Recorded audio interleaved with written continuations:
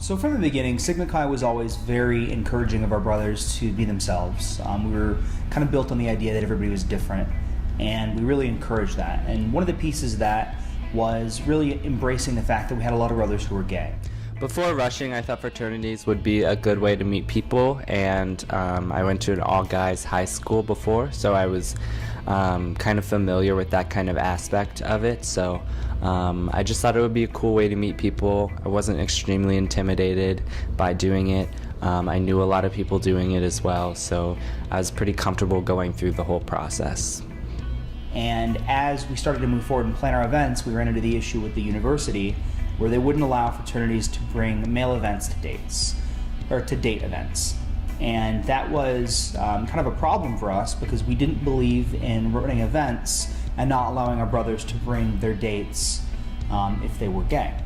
So that was a little bit of a fight at the beginning with the university to try and adjust that perception and make it not a situation where they were worried about us dirty rushing, but really encouraging or fostering an environment for our brothers to be themselves. And a big piece of that was ultimately reaching an agreement with the university to allow our brothers to bring their dates if they were gay.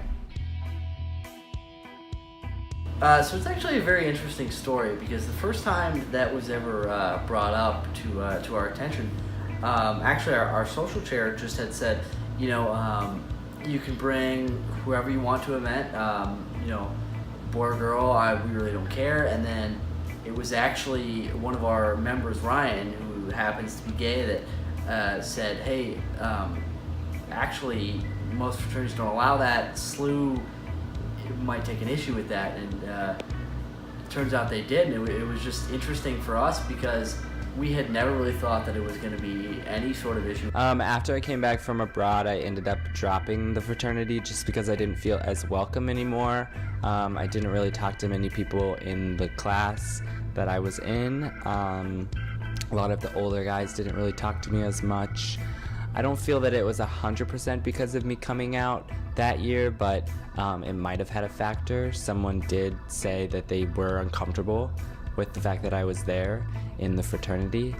So I just dropped because I didn't feel like paying for something that, I didn't really feel like going to all the time and wasn't 100% welcome to anymore. So that was just my experience. So when we were able to adjust that policy with the university, it was really interesting to me to see how the organization as a whole changed. It kind of allowed us to grow into an even more inclusive and close environment and close fraternity chapter than we previously were.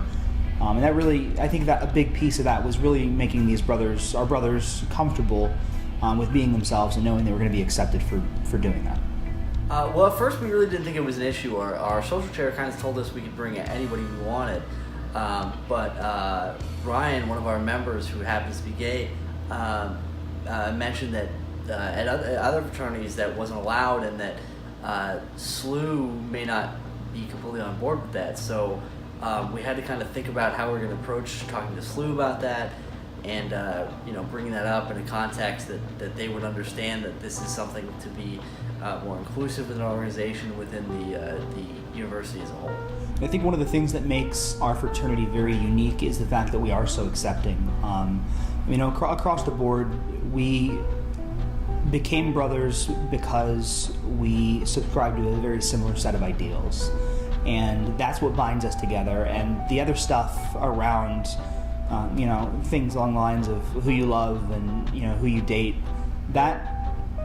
those differences don't make us weaker. They really make us stronger and a better organization on campus.